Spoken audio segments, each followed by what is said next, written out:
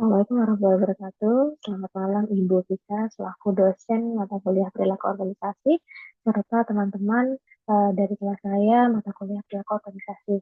Perkenalkan nama saya Reva Syarifanita yang pada kesempatan kali ini saya ingin menjelaskan tentang kinerja organisasi, yaitu salah satu topik dalam mata kuliah perilaku organisasi. Nah, sebelum masuk ke kinerja organisasi, mari kita merecall kembali apa itu pengertian organisasi serta komponen-komponennya.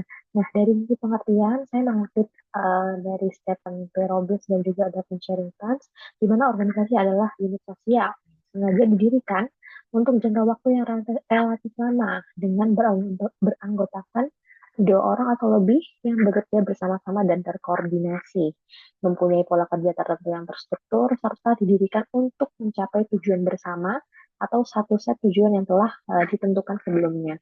Sedangkan menurut David Sherrington sendiri, organisasi adalah sistem sosial yang mempunyai pola kerja yang teratur, didirikan oleh manusia dan beranggotakan sekelompok manusia dalam rangka untuk mencapai satu set tujuan tertentu. Nah, dari dua definisi ini kita sudah tahu apa saja komponen dari organisasi, yakni purpose, people, dan struktur. Nah, untuk mewujudkan tujuan, kemudian mengumpulkan orang, kemudian menyusun struktur yang jelas, itu pasti perlu didukung dengan beberapa hal, antara lain budaya organisasi, perilaku organisasi, komunikasi, kepemimpinan, motivasi karyawan, kemudian kinerja organisasi, lingkungan eksternal, pengaruh politik, bahkan bagaimana cara pengambilan keputusan dalam organisasi itu sendiri. Nah, sekarang kita masuk ke kinerja organisasi. Apa itu kinerja organisasi? Menurut para ahli, kinerja organisasi adalah totalitas hasil kerja yang dicapai oleh suatu organisasi. Ini menurut Suryadi. Kemudian menurut Baban Subandi, berpendapat bahwa kinerja organisasi merupakan sesuatu yang telah dicapai oleh organisasi dalam kurun waktu tertentu, baik yang terkait dengan input, output, outcome, benefit maupun impact. Nah, kurun waktu dimaksud pasti menyesuaikan dengan kebutuhan organisasi, baik jangka pendek, jangka menengah, maupun jangka panjang. Nah, sedangkan saya mencoba mempelajari buku dari Dr. Ahmad Azmi, yang dalam bukunya menyampaikan bahwa kinerja organisasi disebut juga sebagai performance atau performansi yang artinya adalah pencapaian suatu target atau keberhasilan dari sesuatu yang direncanakan di dalam organisasi. Jadi dari komponen tadi kita mengenal tujuan. Nah, dalam mencapai tujuan tersebut, kita pasti membutuhkan suatu target. Nah, target itu yang akan kita bahas dalam topik kinerja organisasi ini. Nah, apa saja faktor-faktor yang mempengaruhi kinerja organisasi? Di sini saya bedakan menjadi faktor internal dan faktor eksternal karena ada dua hal tersebut. Dari faktor internal sendiri ada tujuan organisasi, bagaimana organisasi tersebut menyusun tujuannya dan apa tujuan organisasi tersebut. Maksudnya adalah sasaran jangka pendeknya, sasaran jangka panjangnya yang menentukan bagaimana strategi dan keputusan operasional akan diambil. Kemudian ada budaya organisasi yang meliputi nilai, norma, dan kebiasaan yang membentuk perilaku serta etos kerja karyawan. Nah, budaya ini juga pasti sangat mempengaruhi kinerja organisasi karena misalkan budaya para karyawannya disiplin, oh itu berarti akan dapat meningkatkan bagaimana produktivitas serta kinerja organisasi. Maupun sebaliknya apabila budaya karyawan tersebut misalkan malas atau suka menunda-nunda, maka akan mempengaruhi juga bagaimana produktivitasnya yaitu menurun, kemudian target kinerja tidak tercapai dan sebagainya. Kemudian ada sumber daya manusia yang terdiri dari kualitas, keterampilan, serta motivasi karyawan yang mempengaruhi produktivitas itu sendiri. Yang keempat ada sumber daya teknologi, yakni ketersediaan dan pemanfaatan teknologi untuk meningkatkan efisiensi operasional. Kemudian ada sumber pendanaan juga, ini sangat mempengaruhi kalau misalkan ternyata target yang dicapai tinggi, kemudian sumber pendanaannya tidak ada, itu juga akan mempengaruhi bagaimana organisasi dapat mencapai target kinerja tersebut.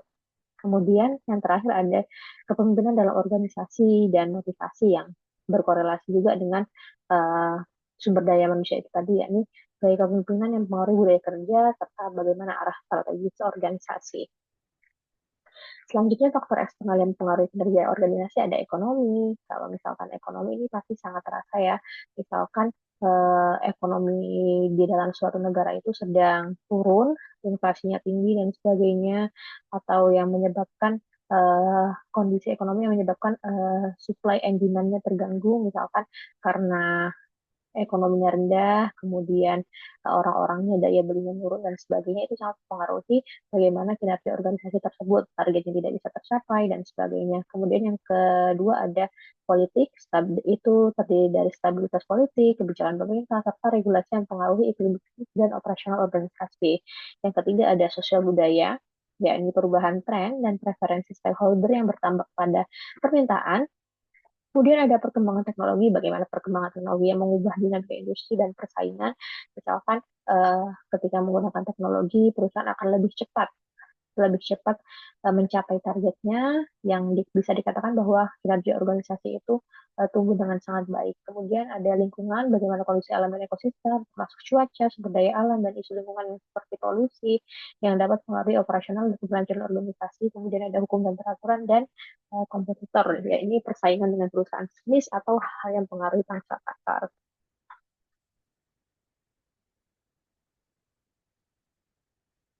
Nah, dalam mencapai kinerja, terdapat konsep triple bottom line atau TBL, yakni yang di konsep yang dikembangkan oleh John L. Pinton pada tahun 1997. Beliau menyatakan bahwa selain kinerja perusahaan mengejar profit, perusahaan harus memperhatikan dan terlibat pada pemenuhan kesejahteraan masyarakat, people, dan berkontribusi aktif dalam menjaga kelestarian lingkungan.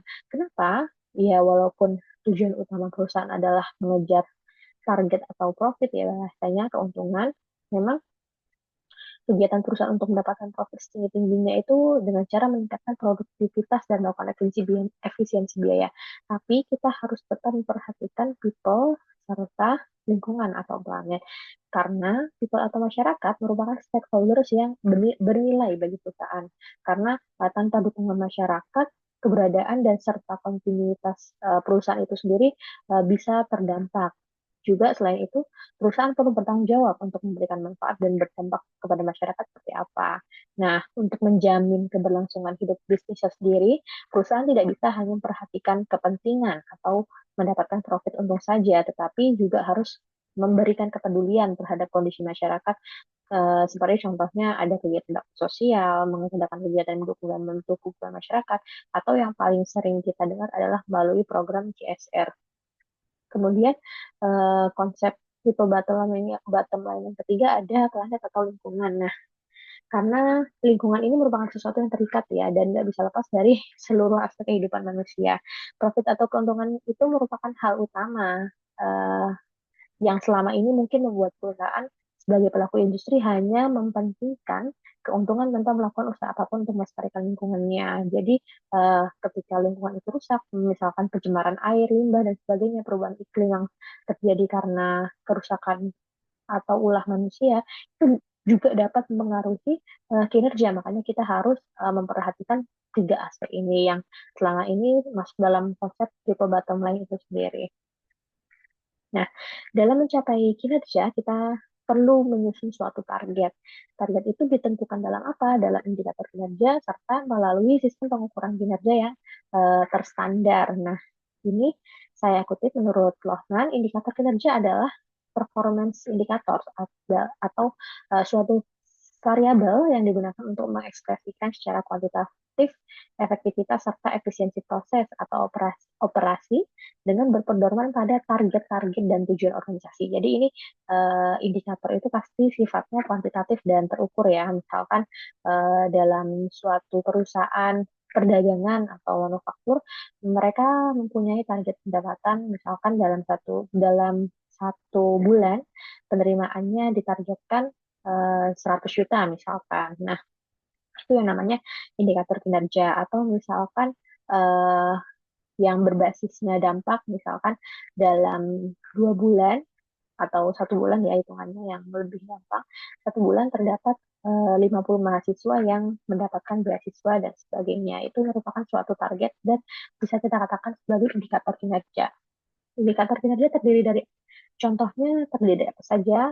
Yang pertama ada indikator kinerja input atau masukan, indikator kinerja output, indikator kinerja impact atau dampak, indikator kinerja outcome, serta indikator kinerja benefit. Nah, masing-masing indikator kinerja ini pasti akan menyesuaikan apa tujuan organisasi tersebut, tipe organisasinya seperti apa, serta kegiatan operasional apa yang dilakukan oleh perusahaan tersebut. Nah, kalau pengukuran kinerja sendiri itu seperti apa? Pengukuran kinerja adalah suatu proses penilaian kemajuan pekerjaan terhadap tujuan dan sasaran yang telah ditentukan sebelumnya, termasuk efisiensi penggunaan sumber daya dalam menghasilkan barang dan jasa, kualitas barang dan jasa, hasil kegiatan, kemudian efektivitas tindakan dalam mencapai tujuan. Nah, pengukuran kinerja ini adalah suatu standar yang mungkin banyak contohnya sistem pengukuran kinerja seperti apa. Namun di sini saya mengambil 5 contoh model pengukuran sistem kinerja yang sering digunakan di Indonesia. Yang pertama ada balance scorecard, yang kedua ada sustainability balance scorecard atau SBSC, kemudian ada Cambridge model, ada integrated performance measurement system atau IPMS, kemudian ada integrated environment performance measurement system. Nah, dari yang pertama ada balance scorecard, yakni alat manajemen strategis yang mengukur kinerja organisasi dari 4 perspektif, dari keuangan, pelanggan, proses bisnis internal, serta pembelajaran dan pertumbuhan karyawan. Nah, balance scorecard ini merupakan sistem pengukuran sistem kinerja yang sering digunakan oleh organisasi pemerintah. Karena apa? Karena mereka mempunyai stakeholder yang tidak seperti perusahaan pada umumnya ya, yang mencari keuntungan. Makanya perspektifnya di sini adalah keuangan, pelanggan. Pelanggan ini maksudnya stakeholder dari organisasi itu sendiri, proses bisnis internal, serta pembelajaran. Yang kedua ada SDSC itu sama dengan BSC, namun dalam SDSC ini mereka menambahkan ada 2 dimensi, yaitu lingkungan dan sosial, untuk mengukur kinerja organisasi secara lebih holistik. Kemudian yang ketiga ada Cambridge Model. Cambridge Model adalah sistem pengukuran kinerja yang berfokus pada pengukuran kinerja berbasis inovasi dan proses penciptaan nilai melalui kapabilitas organisasi dan pengembangan produk. Biasanya ada di perusahaan-perusahaan teknologi. Kemudian yang keempat ada Integrated Performance Measurement System. Ini merupakan sistem pengukuran kinerja yang mengintegrasikan berbagai indikator kinerja dari seluruh fungsi organisasi untuk memastikan konsistensi dan keselarasan dengan tujuan strategis. Jadi dia mengukur yang dibandingkan adalah bagaimana target itu dengan selaras atau tidak dengan tujuan strategis organisasi pada saat didirikan. Kemudian yang kelima ada Integrated Environment Performance Measurement System. Ini gabungan ya, sistem yang menggabungkan pengukuran kinerja operasional dengan dampak lingkungan untuk membantu organisasi mencapai kinerja yang berkelanjutan secara ekologis. Nah, lima, lima model pengukuran sistem kinerja ini digunakan berdasarkan tujuan organisasi itu sendiri seperti apa, kemudian tipe organisasinya seperti apa, kemudian apa-apa saja komponen yang ada dalam organisasi tersebut. Nah, kemudian gimana caranya meningkatkan kinerja dalam suatu perusahaan? Nah, ada beberapa hal yang dapat digunakan atau yang merupakan strategi dalam meningkatkan kinerja. Yang pertama ada pengembangan sumber daya manusia, itu merupakan pelatihan, pengembangan keterampilan, serta program motivasi untuk meningkatkan produktivitas karyawan. Kalau sumber daya manusianya bagus, pasti bisa meningkatkan kinerja organisasi secara bagus juga. Kemudian ada peningkatan kepemimpinan. Nah, peningkatan kepemimpinan ini salah satu strategi yang digunakan untuk memperkuat kemampuan manajerial serta kepemimpinan untuk memberikan arahan yang jelas dan mendukung budaya kerja yang positif. Apabila pemimpin itu pasti gaya kepemimpinan kan berbeda-beda. Nah, apabila pemimpin itu bisa menghandle anak buahnya, bagaimana beliau memberikan arahan ketika terdapat suatu target dan sebagainya, itu juga dapat mendukung atau meningkatkan kinerja organisasi itu sendiri. Kemudian ada inovasi dan adaptasi teknologi. Tidak dipungkiri bahwa organisasi yang mengadopsi teknologi terbaru bisa meningkatkan produktivitas, atau bagi perusahaan-perusahaan itu bisa meningkatkan daya saing untuk perusahaan yang sejenis. Kemudian ada pengukuran dan evaluasi kinerja secara berkala. Di sini tadi kita pasti akan menggunakan indikator kinerja atau key performance indicator yang relevan untuk memantau, mengevaluasi, dan mengarahkan pencapaian tujuan organisasi. Evaluasi kinerja ini sendiri juga memiliki dampak yang positif ya. Misalkan kita tahu bahwa kendala pada periode sebelumnya ketika tidak mencapai target dan sebagainya itu apa, sehingga bisa dilakukan perbaikan untuk di masa depan, yang mana dapat meningkatkan target atau kinerja itu sendiri. Kemudian ada peningkatan komunikasi internal, di situ adalah salah satu strategi melalui peningkatan komunikasi yang efektif antara tim dan departemen untuk mendorong kolaborasi yang lebih baik. Ini juga sangat bisa mendukung dalam peningkatan kinerja organisasi, karena kita sendiri merasakan apabila dalam organisasi itu terdapat departemen atau bagian-bagian yang silo-silo itu sangat susah untuk melakukan koordinasi, di mana dalam mencapai suatu target pasti membutuhkan suatu kolaborasi dan kesamaan tujuan oleh orang-orang dalam organisasi tersebut. Kemudian ada peningkatan kualitas produk dan layanan melalui inovasi dan penerapan standar kualitas yang tinggi, itu bisa meningkatkan kepuasan pelanggan. Nah, kepuasan pelanggan itu sendiri menandakan bahwa kinerja organisasi tersebut bagus dalam mencapai target atau mencapai tujuan organisasi. Kemudian ada pengelolaan perubahan yang efektif. Ini merupakan salah satu strategi untuk memastikan adaptasi yang mulus terhadap perubahan eksternal seperti adanya tren pasar dan regulasi baru yang bisa berdampak pada pencapaian target organisasi.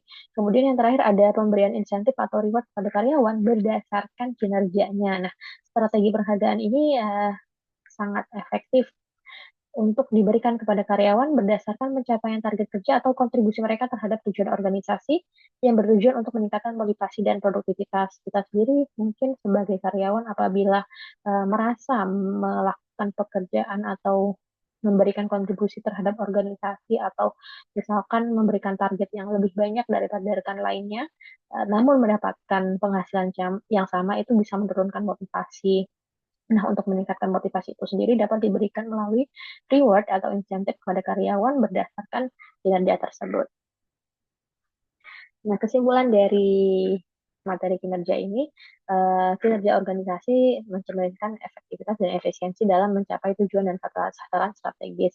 Kinerja dipengaruhi oleh berbagai faktor, antara lain manajemen sumber daya, kualitas kepemimpinan, budaya organisasi, serta kemampuan beradaptasi terhadap perubahan lingkungan itu sendiri. Gimana?